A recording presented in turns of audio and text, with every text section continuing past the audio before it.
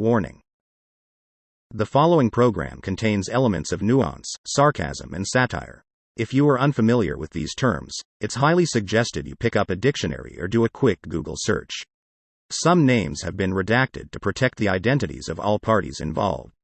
Listener discretion advised.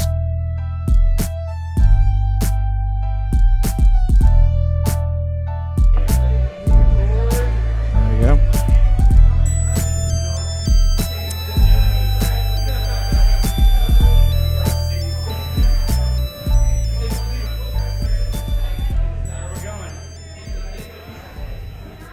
All right, we're here.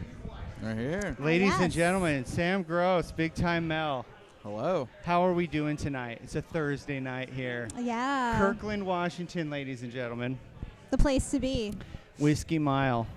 So, Mel, you just had a great set. Mm-hmm. That was awesome. Thank you. Sam, great host. Oh, why, thank you. This is probably my fourth time here at Whiskey Mile.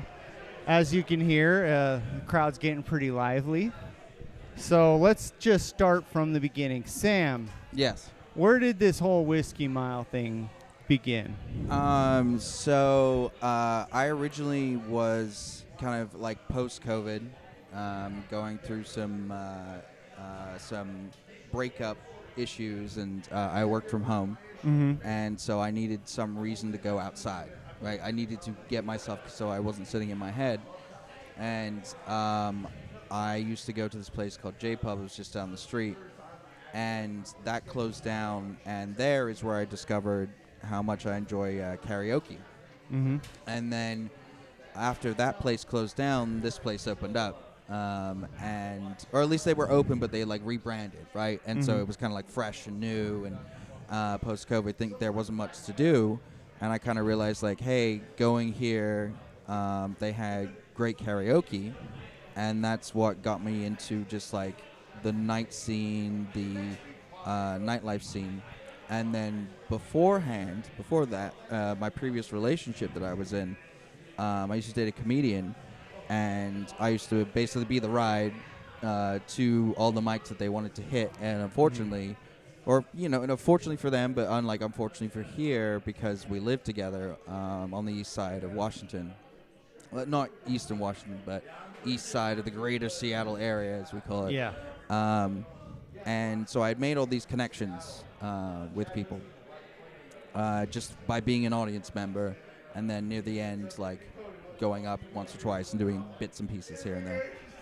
And then I became so known around the karaoke venue scene, which is very large here on the east side. It's like it's the main money maker. I can literally take you to a place that does karaoke like every single night of the week, like in a general like 5 to 10 mile area. I just started doing that because like karaoke became like a weird form of therapy where I was able to like do things that I enjoy, and like I kind of get that vibe from you, right? Like there's that punk pop in you. And so, like, I'm a big pop punk guy, and I just started doing those things, and maybe that's just what we're supposed to do if we're brought up in that era, right? Just sing our hearts out. And then that way I learned about the venues, and then they were like, hey, we need something for a Thursday. And I tried to talk to my comedy connections, and then I tried to start a microphone for this ex-comedian that I dated, ex whom was a comedian I dated, and then they kind of backed out, and I understand why, but I had obligations to the venue already, and then it just started to build, and they like people are here on the east side, like east side comedians, or at least people that are a little more easier to get to here, started talking to me, helping me, like building it up, and then in the past few months, it's just it's become a bit of a scene, and I'm even talking to like different venues, but like Whiskey Mile Comedy is kind of like the brand that I have, because this is like me giving back to the venue, being like, this is what I can bring, and then just having previous experiences with comics and with comedy, and noticing that it wasn't really a thing anymore here. I just wanted to create a platform at the end of the day. Like that's why I like to say, like, I'm not a comedian, but I like being a host. I like being a producer. I like working the management style of it, and I worked with venues before. So yeah, I guess I'm sorry that was an incredibly long answer. I apologize, but yeah, that's kind of where I'm at and how this got started. Mel, do you believe any of that? I've heard the story before, so I can vouch it's all true. Yeah. Well, listen, man. I've been doing comedy for like a year and a half, and I've only been here a few times, but it's a nice audience. It's a little bit different from Seattle. I feel like I can be a little bit more loose and have a little bit more fun here, and you create a great environment. So thank you for that. Thank you. Yeah, but we also have Mel. So Mel, what's going on tonight? How are you? Oh, I'm super. Thanks for asking. Yes. So, this is the first time I've seen you do comedy. So, right. how long have you been here in Seattle? In Seattle, about a year. Okay. I've been here, yeah. So I guess I'm still a newbie, as some would say. And then, yeah, my first couple of months living here, of course, I had to settle into moving to a new state, right? So I really didn't do comedy in the greater Seattle area until about last summer when I really got back into it. I was doing my mics consistently. I was writing again, networking, things of that nature. Interesting. So, Sam, you're from the UK, is that right? Yes, originally. And you're from Chicago. Yes. And I'm from California, Sacramento. How did we all end up here in Seattle? Why? Starting with you, Sam, why did you come here? Oh, I came here because my dad's job, Microsoft. Yeah, so I've been here. I used to go back to England regularly before COVID and stuff, but I've been here. So I'm 33 now, and I was like 10 years old when we came over. So I've been here quite a while, and I think that's why it's kind of like the whole where there's this the joke about people putting on a British accent. I understand why, because I have this weird hybrid voice that is kind of sounds like that, but yeah, it's because of Microsoft Tech. Yeah. And that's my day job is software engineering, and so I filling up that mantle, I suppose. Well, Mel, don't you think it's weird that all of the greatest actors who do American movies are British? I have pondered that question before, yes. We know you better than you know yourself. I guess. guess. Yeah. I guess so. Also, I mean, they are pretty fucking handsome. Michael Fassbender, is he British? I don't know. Michael Fassbender. Maybe. I'm not sure off the top of my head. Yeah, he played Magneto in the X-Men. Oh yeah, the newer ones. The newer ones. Not talking about the older good ones. Yeah. I don't know. All right, so you've been here for about a year. How long? When did you start comedy? So I started comedy in the beginning of 2022. Okay. I actually did my first mic at the end of 2019, and then we know what happened after that, right? So then I had to take a 2-year break. But I actually, right before I did my first mic at the end of 2019, I did take a comedy class at the famous Second City in Chicago. And then I did take another comedy class in Chicago, and then when I moved here last summer, I took another comedy class at Comedy/Bar. So, always a student of You're comedy. really studying these days. Yes, always a student, always learning. So, what made you come here? Oh my gosh, I have a little bit of a weird story. Let's hear it. Oh yeah, all right, Here we let's go. buckle up. Despite what everyone thinks, it wasn't for a job and it wasn't for a man. So right there, that's weird, right? Yeah. But no, I came here because it's so weird. I was just Googling pictures online one day, and I came across photos of Washington, and I said, oh my God, this is so beautiful, I must go. So naturally, I came to Seattle on vacation with a friend, and I liked it, but I'm like, you know what? I don't want to live in another major city. And I went back home, did some research, fell in love with Renton, where I currently live. Just something about it was so charming. I just wanted to live amongst nature. So I came back again. I did a solo trip all by myself, hung out in Renton, and literally a couple weeks later, I signed a lease for a new apartment. I had to break my lease for my old apartment in Chicago, which was slightly expensive. And I just drove here with a friend and started a life here. Wow. Yes. Well, for me, in case you guys are interested. I'm Oh, gonna I'm tell you. curious, yeah. I'm gonna tell you Yes. anyway. How'd you be a Cali boy to a Pacific Northwest? Yes. So Sacramento is 8 hours away from LA. So anytime I tell people like, "Hey, I'm from California," they automatically think I'm from Southern California. But California is such a giant state. I mean, it's. Yeah. You guys have probably been there, right? Yeah. Yeah. I mean, there's literally Southern California is totally different from Central California, and then the Bay Area is different from, Fresno, Bakersfield area. So Sacramento, it's farm to fork capital of the world, lots of agriculture, that kind of stuff. Summers are really hot, 115 degrees. But growing up there, I had a lot of exposure to like gang activity and stuff. Like I remember being in like the first grade and some kid had like a kitchen knife in his sock, just carrying it around to school because Oh dear. thought it was cool. And I remember kids in the third, fourth grade like putting gang like insignias on like their homework and folders and stuff like that. So when I got older and I had a kid in 2018, I was like, I'm not really sure if this is the place I want to raise a kid. Not only that, I really believe, and you probably understand this more than anybody. Well, I've heard that phrase. I didn't really want to raise a kid, and from many people who've moved to Washington State. Anyway, sorry, continue. Well, I was going to say, I think as an adult, I really think that it's important for everybody to move. Don't live in the same place that you grew up. Amen. And I have a lot of friends like that. And I have a hometown in California where I went to school.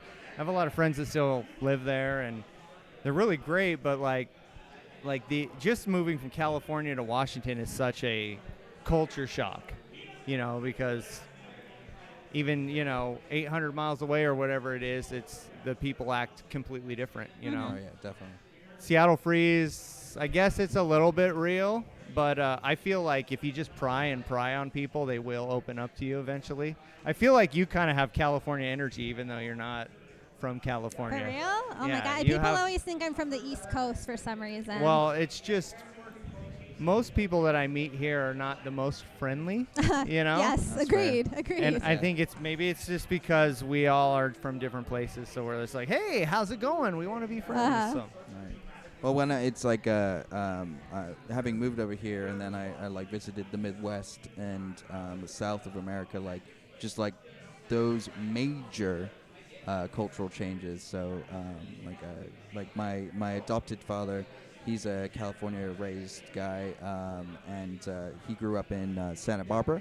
Mm-hmm. And I went back there with him, and it was absolutely beautiful. And just his even though he also worked in tech, like the culture change between California and Washington State, tech work. Yeah. So what do you think the biggest difference? Do you miss the UK? Oh, absolutely. Yeah.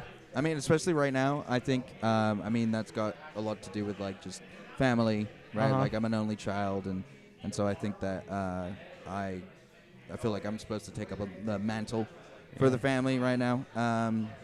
But I do miss this general sense of, kind of like you were mentioning with the Seattle Freeze, there's just a general sense of community where there isn't, there isn't this, fear of not necessarily interfering with someone's life, but just being general communities that are created naturally rather than somewhat artificially because of an enjoyed thing. It's we all live here, so we all are trying to get along, and genuinely is the thing. Is if someone pisses you off, then someone pisses you off, and there's a healthy way to go about dealing with something like that. And in England, I feel like it's just the culture is a little better at dealing with that. And also, I miss the free healthcare. That definitely helps. But yeah, I do miss it. But I did some formidable years in Washington State, and so I do have this secondary home feeling to here. But I still feel like England is home. Yeah. How about you? Do you miss Chicago? No. No. not so like basically not yet. I think that's what it is. I think I haven't been away long enough. I did go home for the holidays, so that was somewhat recent. And what was really interesting to me, I was like, man, when I went back home, I said, I've been gone for about a year. Everything's going to be different. And my friends were like, nope, nothing's going to be different. And I went back, and it was all the same. And I said, I've had so many experiences here that I would not have had there.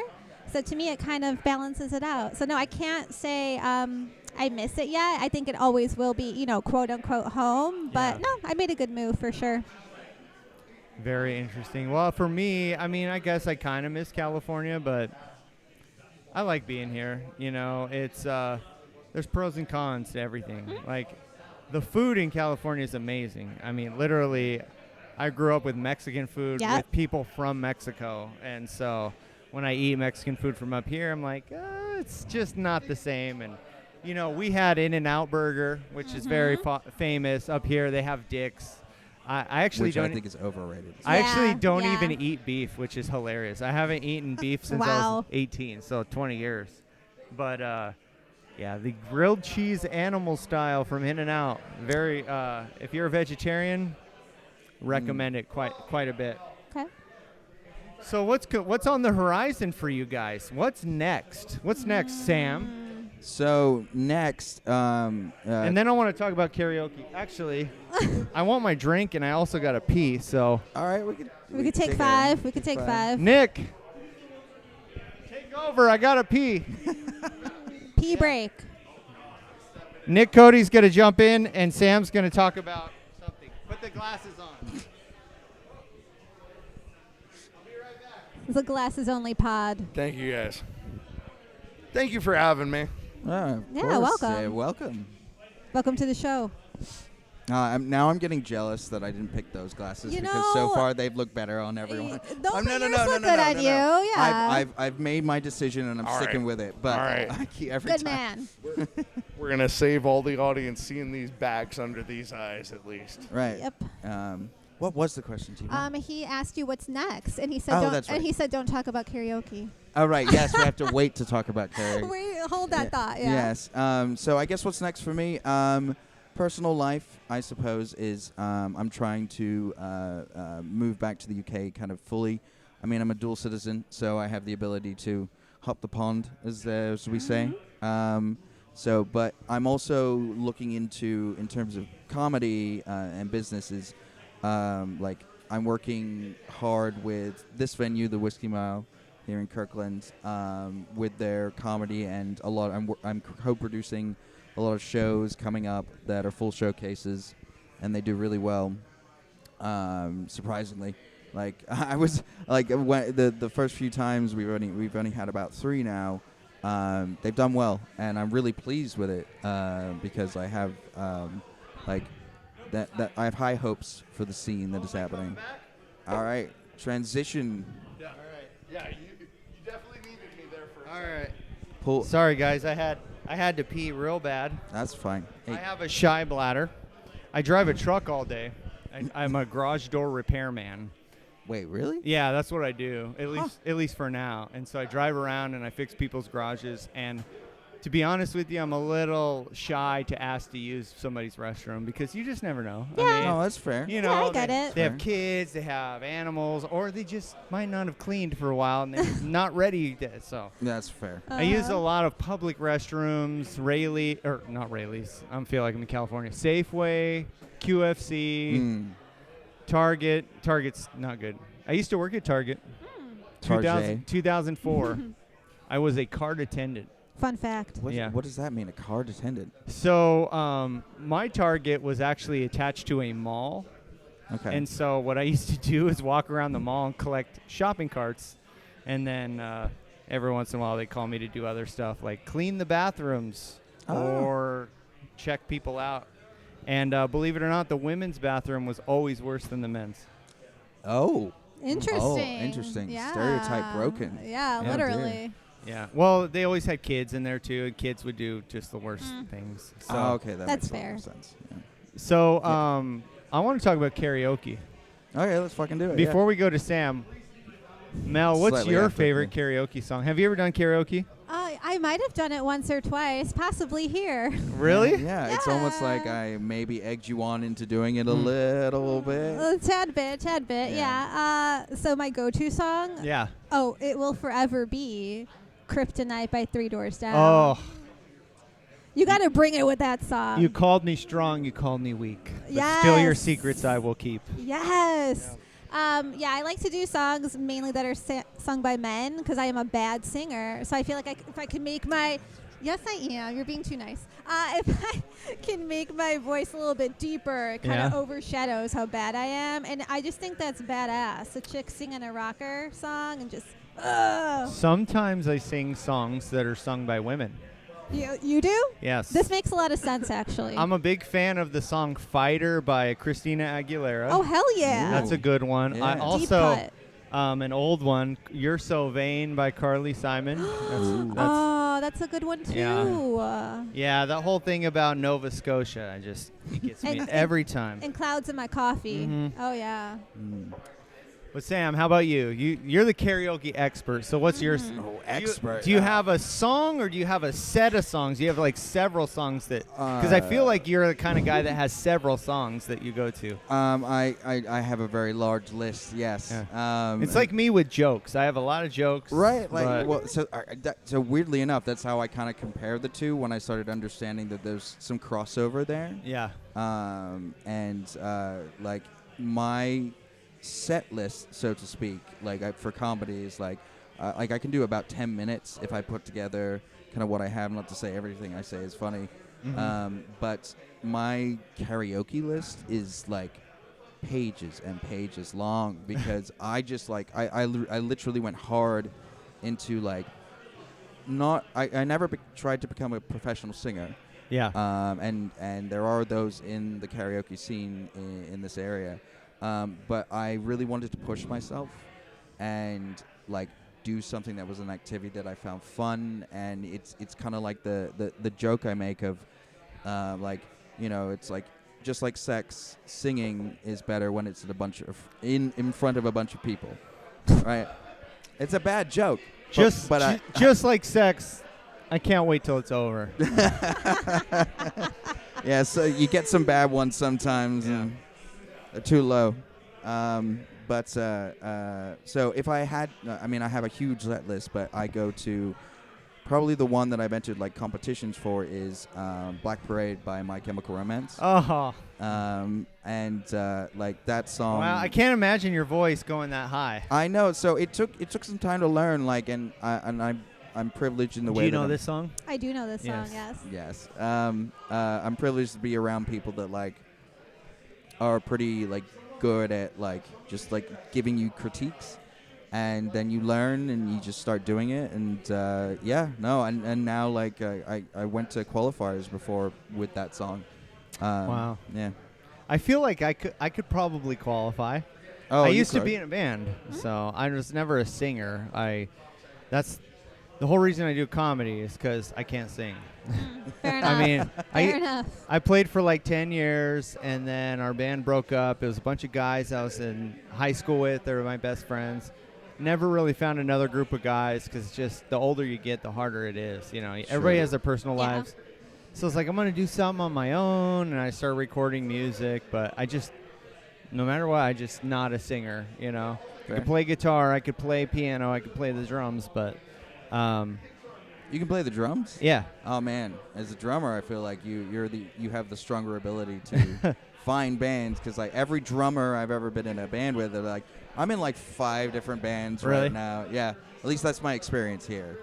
But I've only done karaoke one time, and that was probably 10 years ago. I did a Doors song, People Are Strange. Oh, nice. But I think all the time, I mean, all day I drive around listening to music. So I have 3 songs I'm working on, and I think I'm ready to do this, all right? Hell yeah. 1, Somebody Told Me by The Killers. Classic. Yes. Sugar We're Going Down by Fall Out Boy. Oh, it's one of the ones I do. I Yeah. love that Oh, shit. really? Yeah. Oh, we should do a duet. Oh, dude. Oh man. Okay. Yeah. Sorry. Go ahead. Finish it. Yeah, because I could do all the background stuff. Yeah. And I don't know. What would be the third one?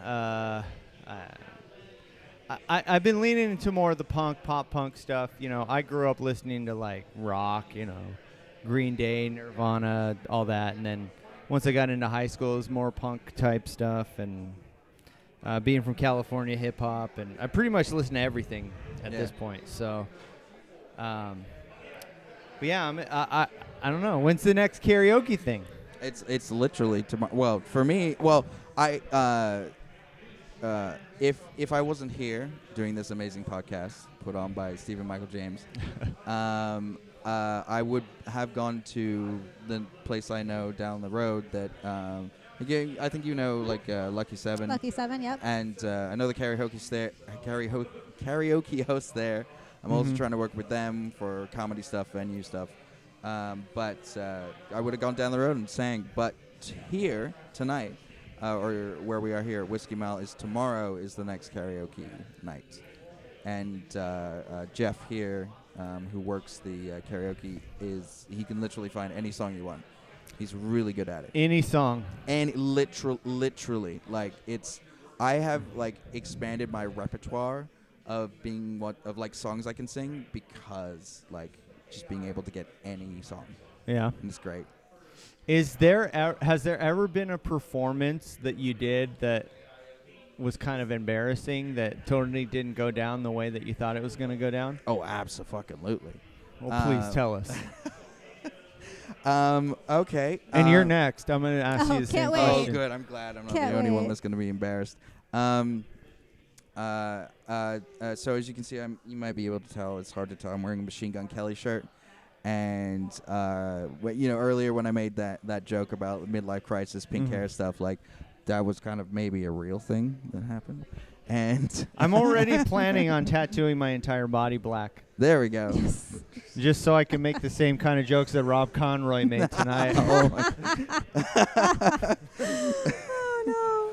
Yeah, oh man, that actually went down. I thought that went down better than I was like, okay, let's So guys, I've known Rob for about a year now, and he means well. He does. absolutely. He really does, means well, yeah. but sometimes he just goes a little bit too far. I mean, I don't know. Don't we all? Sometimes I think I go too far. Did I go too far? Not today, but, Okay. maybe another Okay. time. Well, just so you know, whenever I joke about comedians, it's because I like them. So. Aw. Right. Well, the network is better than Yeah. And I feel like Rob Conroy is one of those people that's been very like, at least like kind of honest. Yeah. For me, and so I appreciate that. Like. So, Machine Gun Kelly, MGK. Yes. Oh yes. I'm sorry. So I got really like when he started doing the punk pop stuff. Like Tickets to My Downfall, tickets right? to my, yes. Yeah. Sell out. I literally have like a little bit of maybe I have a banner poster that I took down eventually because I was like, this doesn't make me look like a sexy 33-year-old anymore. No. But I got really into his stuff, and the way that he does his voice, like I can emulate some of those songs. Mm-hmm. That I remember. There's this one song called it's the one he does. It's like why are you acting like that? And it's a song that he does with that more up-and-comer Scottish punk pop guy. I forget his name right now. I could look it up on a list. But I was like, I can do the Machine Gun Kelly. Like, this is, like, within my range or whatever. And I went up, and it was so bad that this girl I was seeing at the time, like, kind of, like, came up and was like, hey, like, this is how, like, she tried to just, like, sing it in my ear so that I could match it. And that was, like, when I'm like, oh, man, I'm not only disappointing what the crowd is, but also the girl I'm seeing at the time. Like, just like, oh, man, that's just this, it's when my manhood went away, I suppose. But, yeah. Well, I hope that it's come back by now. Oh, Hopefully. yeah. No, I mean, it is what it is, but yeah, I do better on songs now. Yeah. Definitely. So have you had I'll tell you my story afterwards, but how about a time when you probably likely when you started, where you did a set and it just went horrible? Have you ever had that? Plenty of times. Yeah. Yes, I don't think. What was the worst time? There was just one time where I was doing a joke, and where were you? Chicago, of course. And what was the venue? It was how long? Man, this was like. People want to know the details. Oh, they want the deets. All right. This was definitely summer of 2022. Still pretty fresh. Still a newbie. I did do a set. Oh, I forget. It was called it was somewhere in Logan Square in Chicago. I used to do a lot of comedy clubs over there. And it was just like one of those sets where it's a room full of comedians. Okay, so you're getting judged already.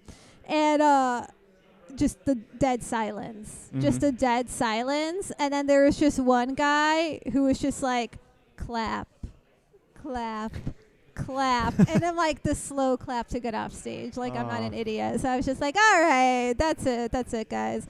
It's just that kind of thing where it's like they're trying to like, again, kind of like what you were saying, like give you that hint and trying to help you out because you're just so stuck you can't even help yourself. Yeah. Yeah.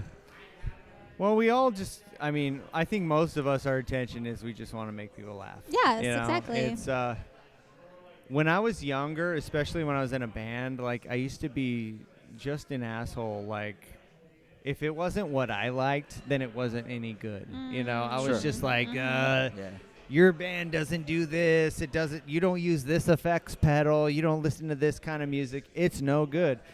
Comedy, it's really once you've done it for the first time, it's such a humbling experience. Like you go up there and you're like, you just eat shit, you know, and just do terrible. Yeah. And then like it takes a lot of balls to come back after doing that. Yeah. And you know, anybody, even if like they don't have if they don't tell a lot of jokes that I personally find are funny, I still I have a lot of respect for people that are willing to just keep coming out there and doing it. And, you know, like me, I got a wife and a kid. You know, I know people that, you know, dudes that got to pay child support, guys that work, you know, crazy freaking hours, guys that have drama with other comedians, and you know, and it's I just have respect for anybody that's willing to go out and do anything, because literally, like, life is short. It really is. You know, it's something that we say, but you know, I've had people in my family die recently. You know, I've had people close to dying because of this or that.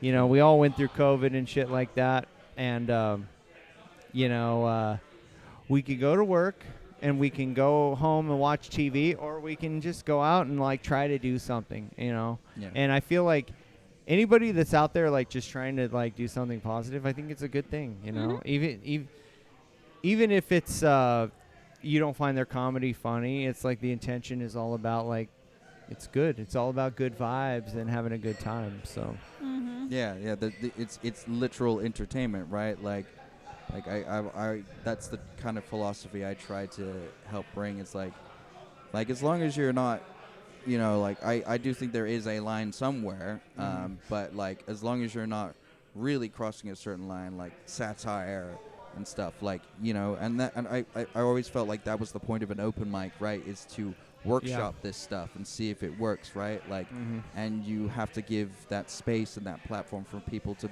to basically figure out if that's the case. Yeah. Like if something's funny or it needs to be changed or whatever it may be. And like, even with my sets, like, I feel like it's like I'm basing things on every time I like be a host, and like I'm trying to alter things. It's like why I like added the theme song stuff into the routine, is because it's like that made more of a experience and a showcase for people to then feel confident enough that they can workshop what they're trying to do. Yeah. So yeah, sorry. Yeah. Well, I don't know how you feel. I come from the music background, you know, like I used to play in a band, and for me, I love comedy, you know, I love stand-up, but like it just seems like 90% of the people that are doing comedy are doing the same thing. You know, they're posting their clips of the crowd work and the you know, the text, you know, telling so you can read what they're saying. But personally, I think I want to do like different stuff, you know. I want to do fun stuff, and so that's why I like being here. I feel like you are the kind of guy that's like, hey, Steven, do whatever you want, be flexible, you know. Don't offend people, but like, you know, you want to do 10 minutes, do 10 minutes. You want to do a podcast, do a podcast, you know. Yeah. I have an idea. All my life, I have loved late night talk shows, right? Sure. Mm-hmm, mm-hmm. Personally, like Conan was the big one for me, like when I was a kid. Not the TBS Conan. I don't know if you guys remember. Late Night with Conan O'Brien back on NBC. Yep. So when I was like, before stand-up, like all I was all about and as a teenager was playing my PlayStation, and then like when PlayStation was done, I would watch TV at night. And Conan O'Brien, he'd bring out actors, he'd bring out comedians, and then he'd bring out like a guy dressed as a bear masturbating, the masturbating bear, or Triumph, the insult comic dog, the puppet. Oh my God! I remember that. Yes. Which I just showed my daughter for the first time, and she's all about poop right now. Like, she's 5, she's almost 6, and she can't stop talking about poop. So she's like, poop daddy, and then I show her this little puppet, and it's like, for me to poop on, you know, and she thinks it's the funniest thing in the world. So what I want to do, Sam, and we're not saying we're going to do this soon, but I want to set up a desk, and I want to do a late night talk show. That could be awesome. Where we interview comedians. Maybe they could do a set, and then they come out and they come talk to me. And that's the plan. Mm-hmm. Okay. And we'll call it the Stephen Michael James Show or Late Night with Stephen Michael James. Sure. And what do you think, Mel? What do you think? I think it has potential. Yeah. I think it would be, to your point, something different. Yeah, exactly. No, absolutely. I mean, and especially at like that local level of like, I think you could definitely have that opportunity. And it's like I even wanted to try like you guys know Kill Tony, Of course. right? Yeah.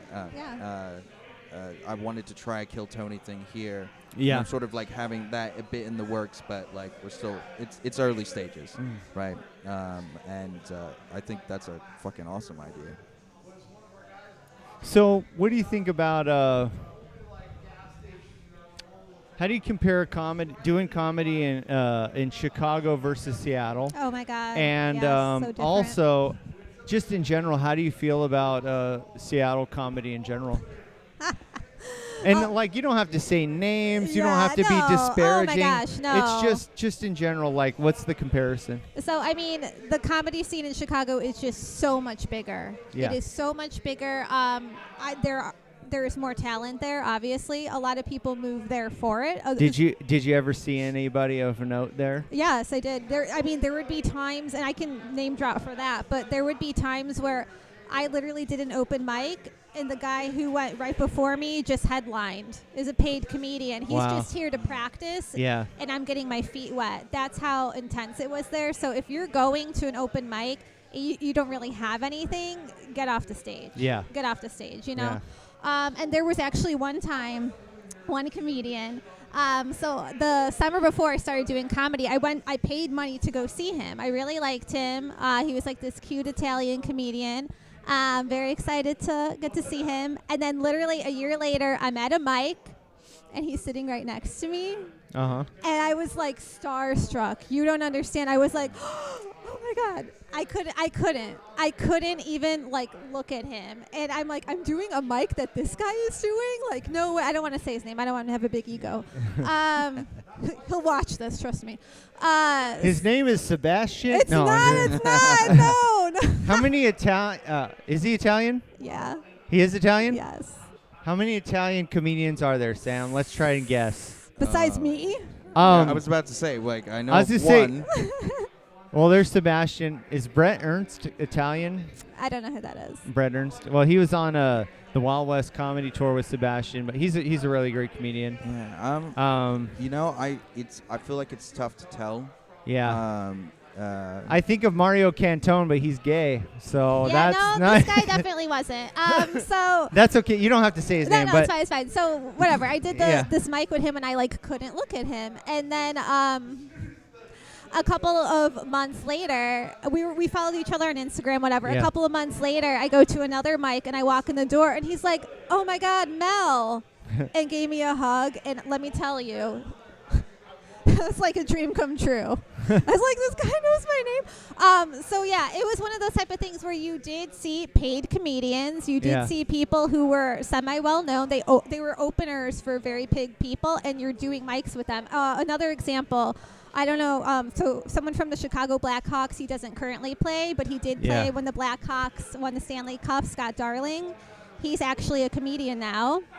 There's a basketball player here. Hey Nick, who's that basketball player that does comedy now? Jamal. Put me on the spot. Jamal, what's up, Jamal? Jamal, he's here tonight, actually. I saw you at Nate Jackson's. Of course he was there. Yeah. So anyways, Blackhawks. Yeah, so he used to play for the Blackhawks. He's now a comedian. So I did it. There Boy you go. Kid. Jamal Boy. My boy. Hell yeah. He's verified. He's got the blue check, you guys. He plays $15 a month on Instagram to be verified. Okay. Jesus Christ, yeah. Same with Sage Cameron. Oh. No. Oh, that was a deep cover. That's fresh. That's fresh, you guys. I have some Sage jokes if you guys want to hear those. But yeah, go ahead. Yeah, so I did a couple mics with him. And I remember he started one of his mics. He's like, so I used to play for the Blackhawks. And then someone in the audience was like, yeah, right. And I was like, you idiot. He did. He won the Stanley Cup for us multiple times. So you're at mics with people like that, and it's just insane. And you're like, well, I better bring it, otherwise, come on. So it was. I haven't seen that here. Yeah. So it's a little bit different with that. And it's a lot smaller. In Chicago, I did mics Monday through Thursday. Yeah. Because Friday through Sunday was for the paid comedians. So I'm not exaggerating when I say I did 3 to 4 mics a night every night, because you easily could. Yeah. Because they were right next to each other. You do one mic starts at 7, the next one starts at 8, the next one starts at 9, and they're all within walking distance. And like a group of us would all just go to them. So it was definitely, you could do more mics there. Here you don't do as many. But it's a lot more competitive there. A lot more. Oh yeah, I would imagine. What do you think? So I've heard from many LA and like NYC comic that kind of like you were saying earlier, like it's like people want to raise kids here. So like people have come up and they've come to my mic and they've just described the difference in like culture. And I would agree. Like it's not like you do have these like huge comics that are coming, but they're coming to the like the more arena style comedy shows, not your like local comedy show. It's not like intimate. It's not like for example, like Fall Out Boy will come here and do like Showbox Soda, which is a much more intimate venue for that kind of music. Yeah. While comedians will come out here, the big names, and then like they'll just do the like Climate Pledge Arena. Yeah. And that's not really the same as like you're saying, like going like being able to go up after. That's like it's like music background, like okay, you're like you're going up after. I don't know, like Britney Spears or something, like it's a pop artist or something. I know it's a weird reference, but like it feels like here that the only time I've ever seen like a relatively big name is someone that has come here from say NYC or LA, and they're basically like, I don't know how to do Seattle comedy, and I need a place that's going to give me time to just work on whatever I need to work on to get it kind of critiqued. And like I've had the privilege of having that opportunity before, but it's very rare. Like, there's no local comic that's going up before or after you that is like, oh my god, like how am I gonna like go up on stage with this person, or how much of like an awesome experience will that be? Yeah, comedy's a weird thing. I mean, like in a band, like you pretty much know who's doing well and who's not doing well. I mean, Sacramento, not really a music capital, but we can name all the famous bands that came out of Sacramento: the Deftones, Cake, Papa Roach, Tesla. That's about it. And the Suicide Boys. I don't know if you guys know them, or maybe not. But yeah, I mean, it's there's a lot of great comedy here, but there's not a lot of like big name comedians, and I'm not detrimental to anybody's path, but as far as like big comedy, mainstream comedy, you know, we don't have anybody that's come out of here. No. I mean, we have actors that have come out of the general area, but not like really comedians. Yeah. Well, the only one I can think of is Adam Ray. He is he's from the greater Seattle area. Is he really? Yes, because I went to see him last month. I went to go see him actually, and he's from the greater Seattle area. Yeah. Well, I'll tell you something fun about Adam Ray. I used to be an intern kind of for this radio show called the Don Geronimo Show. So you guys know like morning radio, like the Morning Zoo, like those guys that are always like wannabe Howard Stern guys that would like, you know, talk to women on the phone and be like, "What are you wearing?" And then like, you know, call the gas station attendant and say something rude. So this guy Don was on a show called the Don and Mike Show. Don and Mike was one of those New York radio duos. They were competing with Opie and Anthony and Howard Stern. And so this guy, Don Geronimo, had been doing comedy for a long time. He came out to California. He was on one of the local radio shows. He got fired for saying something, you know. Of course. Oh, wait. And I may actually know the story then. So he did this internet radio show, but he used to get a lot of people that would come in and he would interview them before they were famous, you know. Josh Blue, Tony Hinchcliffe, a lot of people. Adam Ray was another one, though. And there's this guy, Jahan, who lives in Sacramento, and he produced Adam Ray's Adam Ray had a special at the Punchline in Sacramento.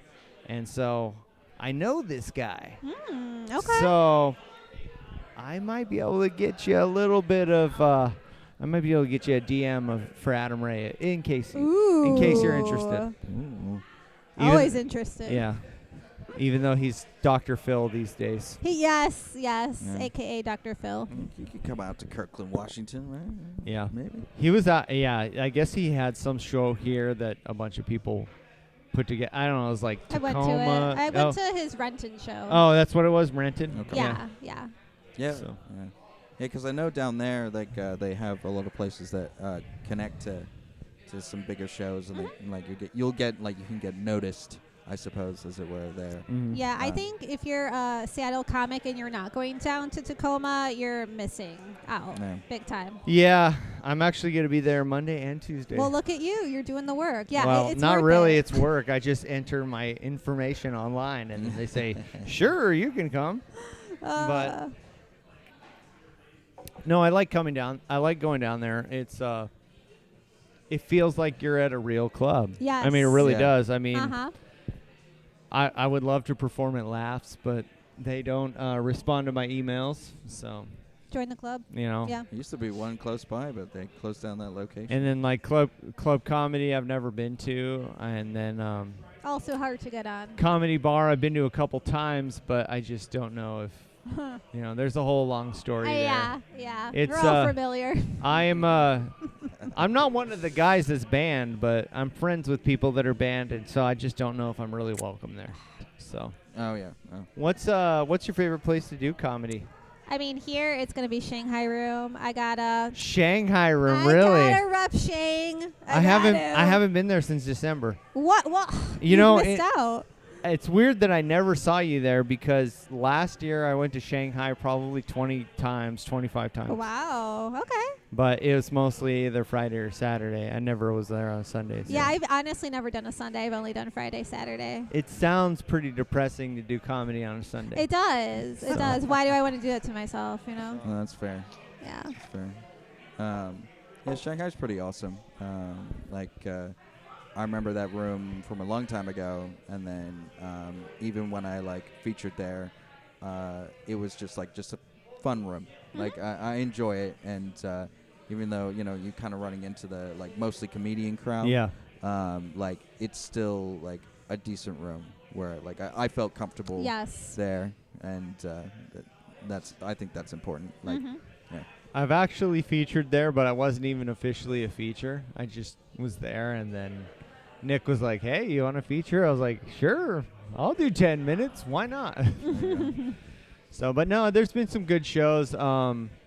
We had a show called the Out of Left Field Show. There's this guy, Danny Trevor John, which I don't know if you guys know him, but yes. he went to Hawaii, and I had a good joke about him because he wanted me to do coke with him at a comedy bar, and I've never done coke, so Oh, really? I was like, no. But that was a good one. And then we had a show, Comedy Code Breakers, in October, and I don't know if you guys know Megan KD. Yeah. No. Yes. Mm-mm. So Megan was going to be on the show, and she dropped out, and I filled in, but I decided to wear a wig and glasses so I can be Megan. Oh, go. nice. Good And for you. unfortunately, my camera, my phone, ran out of space, so that set never got recorded, but it was probably one of the best sets ever. You know, I actually love being a woman. I don't know what that says Same. about me, but You discovered something. yeah. Yeah. But only temporary, you know. A temporary woman. Yeah. Yes. There's still a lot of privilege of being a man. So Yeah, a little bit. Who knows? I don't even know how long have we been doing. You guys talk for a second. Let me see. Okay. But so how did tonight go, Sam? I actually think it went okay. I mean, I think you did a great set. I Oh, really love thank your you. stuff. And we had a decent turnout for, again, like just a budding scene. Yes. That's like we're starting to build it up, and I did a little bit of controversy, but like it didn't turn into like, again, it was still just like a space where like people are going to do their comedy, and I think that at least I got the vibe that like people at the end of the day in general understood Yes. things are satire, things are jokes, and that like it's not personal. No. I think it went well. Yeah. Mhm. Yeah, I would have to agree with that, definitely. I felt comfortable on stage. I did appreciate the theme song being played. Oh, absolutely. That, What is the theme song? So, because I'm Big Time Mel, Yeah. my song's Big Time by Peter Gabriel. Oh, okay. Can't go wrong with that one. Yeah, I my phone just ran out of video space, so the end of this podcast is just gonna be audio. But Okay. one, I had a joke and I said I didn't say it, and I was thinking of it, and I said, Big Time Mel, you got that name because you were born in a clock tower? LOL. Ha ha ha ha. And then I think I had another one, but I don't remember. But yeah, let's see. We ran out of video space here. We're almost done with this podcast. So let's. What's coming up next? You have any shows coming up? I will be hosting at Shang next month. What's the date? April 5th. April 5th. I'm going to be hosting at Shang. Shanghai. Hell yeah, brother. So that's all I have right now. You know, still things are in the works. I've been writing a lot of new stuff. What I did tonight was all new stuff minus my last joke. So I'm really, I've been in writing mode, I got to tell you. And then my mics I always do. I'm always at Local 907. Yeah, that's a good one. I'm going to actually, I'll be there Monday. I'm probably going to be there Monday, too, because it's literally 5 minutes away from my apartment. So I'm there quite often. Well, anytime I go to Tacoma Comedy Club, I go to another place afterwards. So if it's Monday, I'm going to go to Renton. And then on Tuesday, I have Tacoma Comedy Club again. So I'm going to go to Nate Jackson's after that. Nate Jackson's. Okay, So- yeah, I still got to check that one out. It's, it's all right. It's a good space. It's a really good stage. It's just for the Yeah. open mic, I haven't been there with a lot of people. So I don't know if you need to show up early or if it's just that's just what their forte is.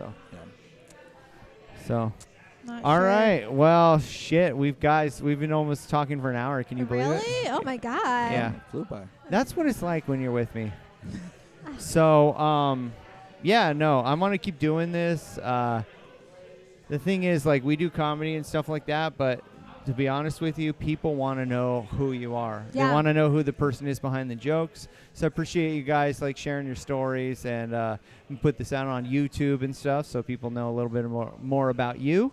And so before we end it, how are they going to follow you? How can they find your comedy? Sam, how can they find out about the show and karaoke and all that good stuff? So let's start with Mel. She's the lady. Let's Ladies start. first, very true. always. Yes. Age before beauty. But I'm older than Sam and more beautiful. So I either was way, gonna say, yeah. like, I'm you probably got me older. beating both I'm categories. older than both of you guys. So By a smidge, I'm sure. By a I'm smidge. 38. So Oh, I'm 34. So Oh. don't worry about it. But yeah, so to follow me, the best thing would just definitely be Instagram. So at Big Time Mel. So it's big_time_Mel. all right. And for me, so for the Whiskey Mile Comedy Show, it is at Whiskey Mile Comedy on Instagram and Facebook. And then me personally, it is at Exocet, which is at EXOCET. I've had that handle for a very long time, and I'm very scared to get rid of it, even though it doesn't contain my name. What does it even mean? It's a missile. It's a missile? It's a missile. It's a missile that goes from a ship to land. It really is a missile. Yeah, like Wow. absolutely. Yeah, it's something I made when I was like I don't know. Like You're a real 12. American. Oh yeah, exactly. I mean, just shit that blows up. Yeah. No, that's why I'm in the comedy community, eh? All right. Well, this was the Whiskey Mile. So, guys, Shanghai, April 5th.